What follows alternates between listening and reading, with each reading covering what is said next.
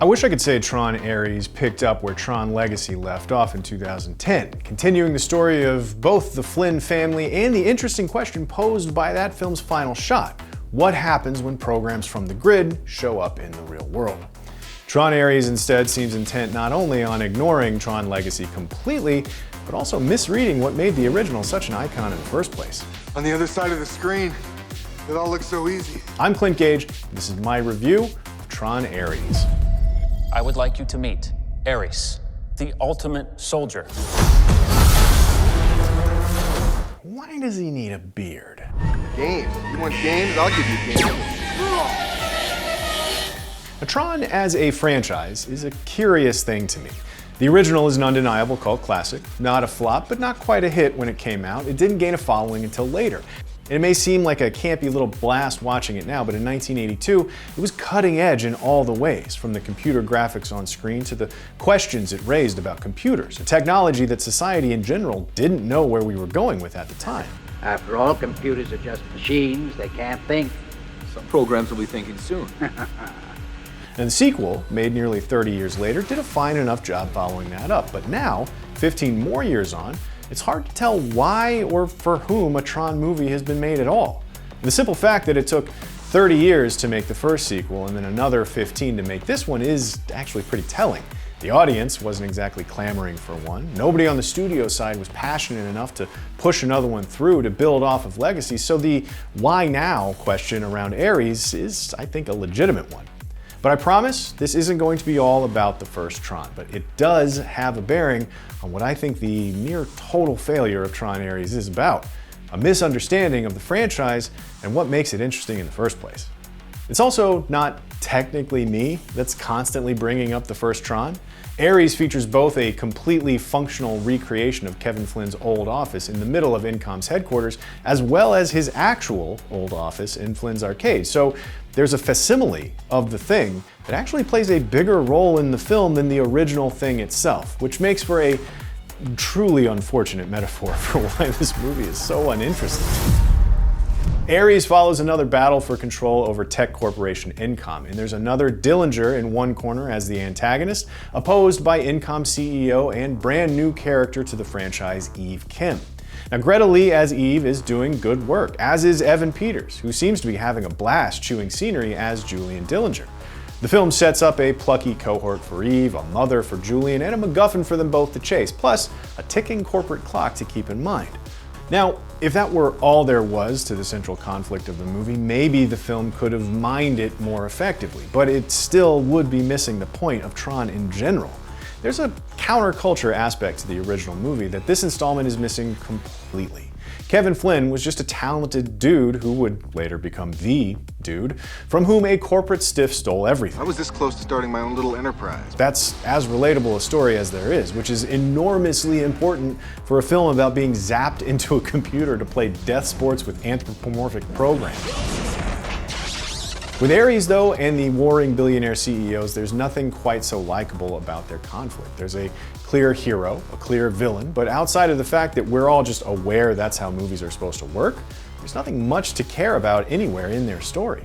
The other half of the central conflict is Jared Leto's Ares, and it's not an understatement to say the entire movie hinges on his storyline, which in turn relies completely on us caring about him. But we never get a real reason to do so. We see only glimpses of him struggling with the new idea of feelings and move on before any of them actually land. Why is that? It's just a feeling. Fascinating.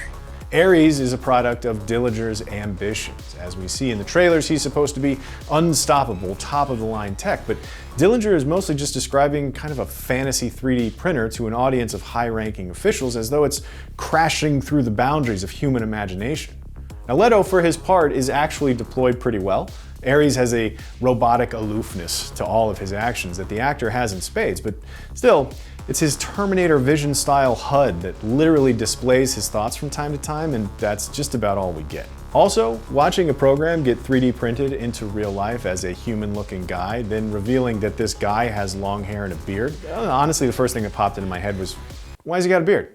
This movie had me thinking about why Ares has a beard, and if that's the kind of stuff I'm thinking about, the movie itself has messed something up somewhere along the line.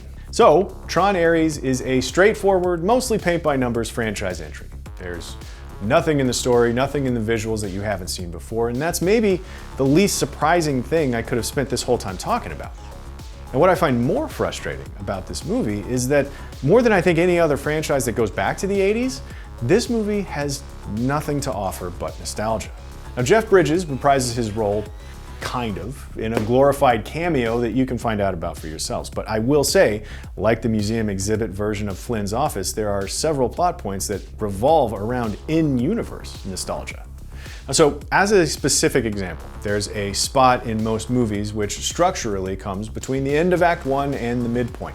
It's a bit of a downbeat in the tempo where the main characters can kind of catch their breath from the action and have an on-the-nose conversation about the movie's themes. It happens in almost every movie.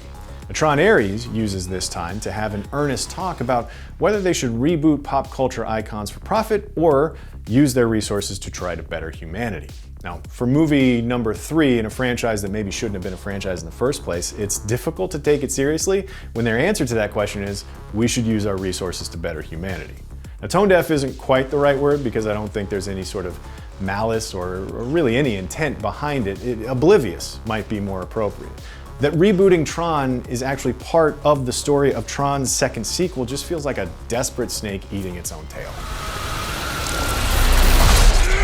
Now, the other thing we're talking about here is the decision to bring most of the movie out into the real world. Now, even though the end of Tron Legacy raised that question with Cora coming out of the grid with Sam, Ares makes it clear from the opening moments that literally none of that story matters. That's not to say that Cora and Sam deserve better, or that Legacy was some unimpeachable second chapter that should not be ignored. It's that there was no real need to deal with the same issues from scratch.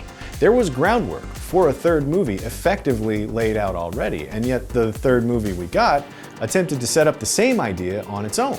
It actually seems clunkier to write off the events of Legacy than to just pick them up and continue them.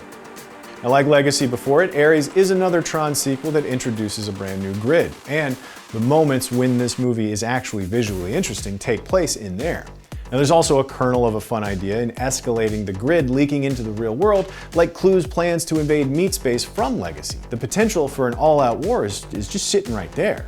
And Jodie Turner-Smith is a solid hench as well, leading the angry charge into the climactic showdown as Athena. So the pieces were in place, and there was clearly some thought put into how these digital creations would interact with things here in the real world, like the light cycles and the physicality of their tails. They're deployed in a new way or two, but they kind of do exactly the wrong amount of it. I mean, I couldn't help but compare all the grid action that takes place in the real world unfavorably to the threat of legions of programs marching through the streets that was teased and then thwarted in Legacy.